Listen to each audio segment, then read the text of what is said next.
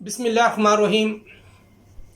کراچی میں قائد اعظم کے مزار کے ساتھ ایک بہت بڑا میدان ہے جس میں سیاسی جماعتیں اپنے اجتماعات کرتی ہیں۔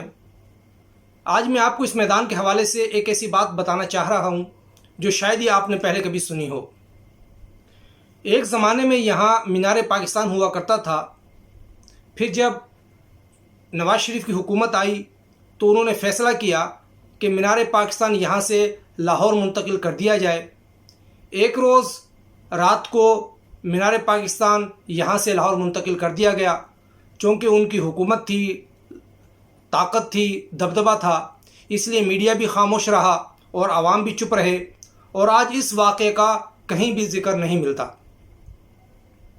یہ سن کر آپ سوچ رہے ہوں گے کہ شاید مجھے روزہ لگ رہا ہے، اس لیے بہکی بہکی باتیں کر رہا ہوں، لیکن میں آپ کو ایک ایسی بات بتانا چاہ رہا ہوں کہ وہ سن کر آپ کو بھی روزہ لگنا شروع ہو جائے گا۔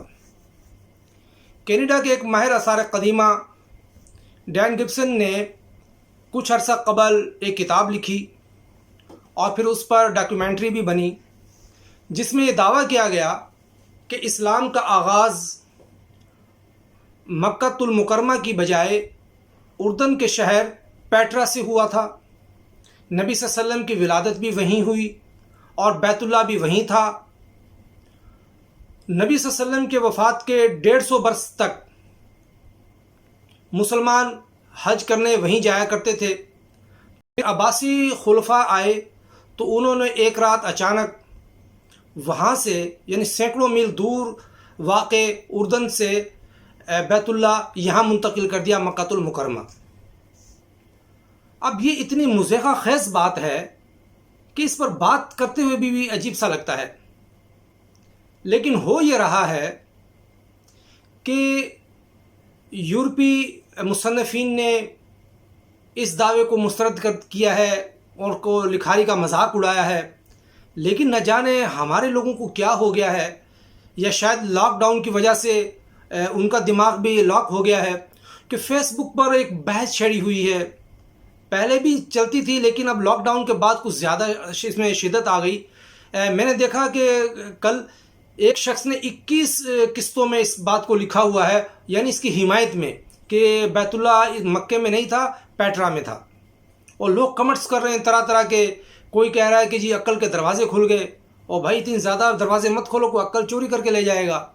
کوئی کہہ رہا ہے کہ ایک بہت اہم راز سے پردہ ہٹ گیا، کوئی غار کا کوئی راز مل گیا ہے، کوئی خزانے کا راز مل گیا ہے، جوان ہونے کا راز مل گیا ہے، یا کوئی لڈن جعفری نے کان میں کرونا وائرس کا علاج بتا دیا ہے، جو اتنے خوش ہو رہے ہیں، چھلانگے لگا رہے ہیں، کس چیز کا راز مل گیا ہے۔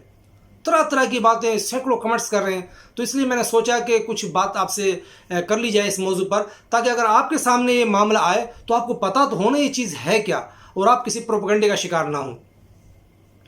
اب دیکھیں، نبی صلی اللہ علیہ وسلم کی پوری زندگی ہمارے سامنے ہے۔ آپ صلی اللہ علیہ وسلم کی ولادت مکہ المکرمہ میں ہوئی، آپ کا خاندان کئی پشتوں سے وہاں آباد تھا۔ آپ صلی اللہ علیہ وسلم کی شادی وہاں ہوئی۔ آپ نے تجارتی سفر جو کیے ہیں اس کی پوری تفصیل موجود ہے کہ مکہ سے آپ کہاں کہاں گئے، کس کے ساتھ گئے۔ شاب ابی طالب کا واقعہ ہوا کئی برس تک، غار ہرا ہے، وہ ساری کتابوں میں موجود ہے۔ آپ صلی اللہ علیہ وسلم اعلان نبوت کے بعد جب ہجرت فرمائی آپ نے، اس کی پوری تفصیل موجود ہے کہ کن کن راستوں سے آپ جو ہے وہ مکے سے مدینہ المنورہ گئے۔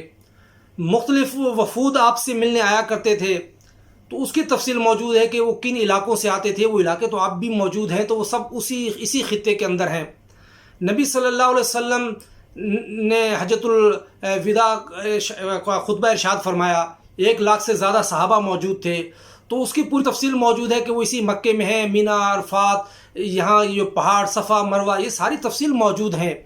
اچھا، پھر آپ یہ دیکھیں کہ جس طرح سے جنت البقیع ہے مدینہ المنورہ میں، تو مکہ المعظمہ میں بھی ایک بڑا تاریخی قبرستان ہے جنت المعلیٰ، بہت سارے لوگوں کی قبریں ہیں وہاں پر۔ تو نبی صلی اللہ علیہ وسلم کے دور میں بھی بہت سے لوگوں کا وہاں انتقال ہوا تو مدفون ہوئے، بعد میں بھی ہوتے رہے، تو کیا ان سب کی قبریں بھی اٹھا کر اردن سے یہاں منتقل کی گئی ہیں؟ سوچنے کی بات ہے۔ نبی صلی اللہ علیہ وسلم نے جب مکہ فتح کیا تو اس کی پوری تفصیل موجود ہے کہ کن کن راستوں سے آئے، کن راستوں سے شہر میں داخل ہوئے، تو وہ یہی مکہ ہے۔ نبی صلی اللہ علیہ وسلم طائف گئے، تو اب سوچنے کی بات ہے، طائف، آپ اردن سے طائف آئے تھے، اسی مکے سے طائف گئے، صحابہ کو ہجرت کا کہا کہ حبشہ کی طرف ہجرت کر جائیں، تو اس کی پوری تفصیل موجود ہے کہ وہ کن راستوں سے ہجرت انہوں نے کی ہے، پھر مکے کے جو محلوں کے حوالے سے ساری تفصیلات موجود ہیں۔ تو کہنے کا مقصد یہ ہے کہ یہ تو بالکل ایک واضح چیز ہے کہ مکہ یہیں پر تھا، نبی صلی اللہ علیہ وسلم بھی یہیں پر تشریف فرما تھے، یہیں سے آپ مدینہ منورہ گئے، پھر مکے کو فتح کیا۔ دوسری بات اس میں یہ ہے، وہ یہ کہتے ہیں کہ جب ہم مکے کی کھدائی کرتے ہیں تو کوئی قلعہ نہیں نکلتا۔ بھائی قلعہ تو تب نکلے گا جب کوئی قلعہ ہو وہاں پر۔ مکہ کوئی قلعہ بند شہر نہیں تھا، یعنی اس طرح سے نہیں تھا جیسے پہلے دور میں جو شہروں کی فصیل ہوتی تھی، دیواریں ہوتی تھی، قلعے ہوتے تھے، ایک کھلا شہر تھا، کوئی اتنے عالیشان مکانات بھی نہیں تھے وہاں پر۔ اور پھر نبی صلی اللہ علیہ وسلم کے دور کا جو مکہ ہے وہ تو سارا کور ہو گیا۔ پھر ایک بہت بڑی جو دلیل لے کے آئے ہیں جس پر بہت اچھل رہے ہیں کہ جی بہت سارے جو مساجد ہیں ان کا رخ جو ہے وہ پیٹرا کی طرف ہے، اس یعنی مکے کی طرف نہیں ہے۔ مثالیں دے رہے ہیں، فلانی مسجد، فلانی مسجد، فلانی مسجد۔ دیکھیے اس میں پہلی بات تو یہ ہے کہ اسلام نے ایسا نہیں کہا کہ بھئی بالکل قبلہ رخ ہونا چاہیے، ایسی کوئی ہدایت نہیں ہے، کیونکہ یہ ممکن ہی نہیں ہے۔ اسلام دین فطرت ہے اور اس اسلام کو معلوم ہے کہ اس طرح سے ممکن ہو ہی نہیں سکتا کہ کوئی شخص بالکل 100% اس کا قبلے کی طرف رخ ہو، ادھر ادھر ہو جاتا ہے۔ اسی لیے علماء نے کہا ہے کہ زاویوں کا پورا حساب دیا، 45 ڈگری تک اور اتنے ڈگری تک کی اجازت ہے کہ اگر اس طرف منہ ہو تو نماز ہو جاتی ہے۔ اب جن مساجد کو یہ بطور نمونہ پیش کرتے ہیں تو ان میں بھی ایسا نہیں ہے کہ کوئی رخ بالکل کوئی مشرق اور مغرب کا حساب ہے۔ اب یوں ہے کہ ایک مسجد ہے، اس کا جو محراب ہے یوں پیٹرا ہے تو یوں مکہ ہے، اب کہیں تھوڑا سا اس طرف مسجد کا، کہیں تھوڑا سا اس طرف ہے یا درمیان میں، بلکہ بیشتر مساجد تو ایسی ہیں کہ جن کا بالکل درمیان میں ہے۔ تو اب یہ سوال اٹھتا ہے کہ اگر ان کا مکے کی طرف بھی رخ نہیں ہے اور پیٹرا کی طرف بھی نہیں تو تیسری طرف کہاں ہے ان کا؟ سوچنے کی بات ہے نا۔ اچھا پھر اس میں بہت ساری ایسی مساجد انہوں نے کہہ دیا کہ دیکھیں جی اس کا رخ بالکل پیٹرا کی طرف ہے۔ یہ ایسی بات ہے کہ کوئی شخص کہے کہ جی حیدرآباد کی مسجد ہے، اس کا رخ کراچی کی طرف ہے، تو کیا کراچی پہ دنیا ختم ہو گئی؟ کراچی سے آگے بھی تو ہے۔ اگر ان مساجد کا آپ جائزہ لیں نقشے میں تو پیٹرا سے آگے ان کا رخ جو ہے مسجد اقصیٰ کی طرف ہے، جو پہلا قبلہ تھا، یعنی جب تک قبلہ تبدیل کرنے کا حکم نہیں ہوا تھا تو ان کا رخ اسی طرف تھا، جب رخ تبدیل کرنے کا حکم آ گیا تو ان کا مکے کی طرف ہو گیا۔ تو یہ بالکل ایک سیدھی سی بات ہے۔ اب اس بات کو اتنا بڑھایا گیا ہے مختلف چیزوں پر۔ پھر بات ایک یہ بھی ہے جو میں نے مینار پاکستان کی آپ کو مثال دی شروع میں، ہم اس پر یقین کیوں نہیں کرتے؟ اس لیے نہیں کر سکتے ہم اس بات کے اوپر کہ ایک تواتر سے یہ بات ثابت ہے کہ مینار پاکستان لاہور ہی میں تعمیر ہوا تھا، وہیں ہے وہ۔ تو بات یہ مکہ ایسا تو نہیں ہے کہ کوئی اچانک کوئی چیز ہو گئی ہے، ایک تواتر کے ساتھ ثابت ہے۔ اور تاریخ میں تواتر کی بڑی اہمیت ہوتی ہے کہ نسل در نسل، سینہ در سینہ تو ایک تاریخ آ رہی ہوتی ہے۔ تو سب چیزیں، اب یہ بات کہنا کہ بھی نبی صلی اللہ علیہ وسلم کے دور میں کہ جی مکہ اردن میں تھا بیت اللہ، پھر حضرت ابوبکر صدیق کے دور میں، عمر فاروق کے دور میں، عثمان غنی کے دور میں، حضرت علی کے دور میں، امیر معاویہ کے دور میں، تمام اموی خلفاء کے دور میں بھی وہیں رہا، اور جو ہے عباسیوں نے کیا۔ اس وقت عباسیوں کے دور میں اسلام جو ہے وہ سندھ تک پہنچ گیا تھا، یورپ تک پہنچا ہوا تھا، چین تک پہنچا ہوا تھا، لاکھوں لوگ ہر سال حج کرنے جاتے تھے۔ تو ایسا تو نہیں ہو سکتا کہ یہ لاکھوں لوگ حج کرنے اردن جاتے ہوں اور ایک دن ان کو کہہ دیا کہ اب جو اگلے سال جی آپ کا حج جو ہے مکے میں ہوگا اور کسی نے اس کا ذکر ہی نہیں کیا۔ ایسا تو نہیں ہو سکتا۔ آپ دیکھیں کہ جو مسلمان مورخین ہیں انہوں نے جانوروں تک کے نام لکھے ہوئے ہیں، تلواروں تک کے نام موجود ہیں، جنگوں میں جو جنگیں ہوئی ہیں مسلمانوں میں اور کفار مکہ میں پوری تفصیل ہے کہ کس راستے سے گئے، کس مقام پر ہوئے، کس وادی میں، کس میدان میں، کس پہاڑی کے دامن میں، پوری تفصیل موجود ہے۔ وہ تمام کے تمام آج بھی وہ علاقے موجود ہیں، کوئی تبدیل تو نہیں ہو گئے۔